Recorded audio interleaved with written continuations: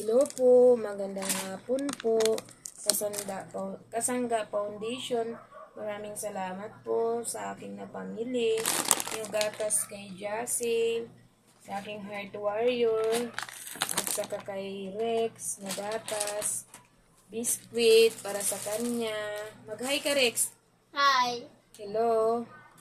Hi guys. Sabihin mo, thank you so much. Thank you so much. Ayan Hi po ang guys. aking Warrior Rex. At ito pa po yung aking napamili. Hi, Diaper. guys. At biscuit. Hi guys. At saka maintenance ni Warrior po. Maraming salamat po. At isa po ako sa napili ninyong kapagkalooban ng mga biyayang Open ito. ma.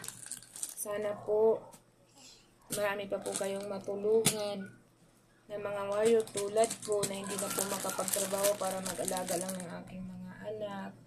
At hindi ko na po hahanapin yung pang isang buwan naming gatas. Kasi sa totoo lang po, hirap na hirap po ako bumili sa kanyang pang araw-araw. Maraming salamat po. God bless po.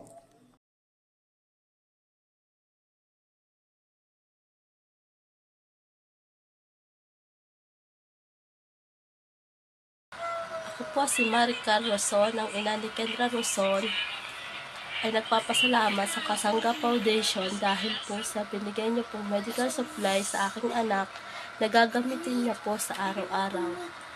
Sa lahat po ng bumubuo ng Kasangga Foundation, maraming salamat po sa inyo. God bless po. Sana po marami pa po kayong matulungan.